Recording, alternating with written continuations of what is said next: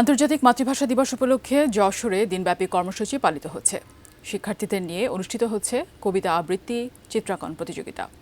অভয়নগর উপজেলা থেকে বিস্তারিত জানিয়েছেন প্রতিনিধি নজরুল ইসলাম মল্লিক। আজকে অভয়নগর উপজেলা প্রশাসন কর্তৃক বিভিন্ন শিক্ষার্থীদের নিয়ে চিত্রাঙ্কন প্রতিযোগিতা এবং আবৃত্তি প্রতিযোগিতার আয়োজন করেছে।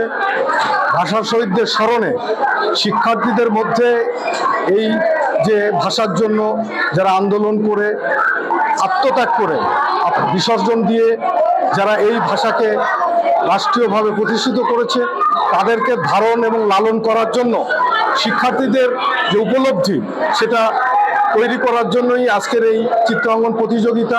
আমরা একজন শিক্ষার্থীর সঙ্গে কথা বলবো যে তারা এই যে চিত্রাঙ্কন বা এই যে আবৃত্তি বা এই শহীদ দিবস সম্পর্কে তিনি কি বলেন, আমরা তার কাছে কিছু শুনি।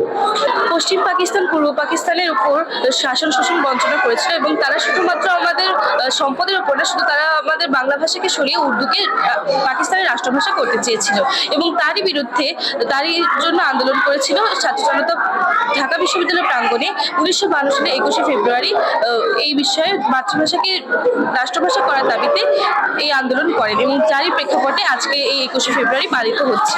এই 21শে ফেব্রুয়ারি পাকিস্তানি যে গোষ্ঠী তারা এই বাংলা ভাষাকে বাদ দিয়ে তাদের যে পাকিস্তানি উর্দু ভাষাকে প্রতিষ্ঠিত করতে চাইছিল, সেইটাকে তার প্রতিবাদে ছাত্র জনতা রাজপথে নেমে আসে এবং তাদের উপরে নির্বিচারে গুলি চালানো হয়। সেই আত্মত্যাগের মহিমাই আজকের এই ভাষা আন্তর্জাতিক ভাষা দিবস এবং আমরা বাংলা ভাষায় কথা বলতে পারছি। এই ছিল যশোর থেকে ভাষা দিবসের সর্বশেষ।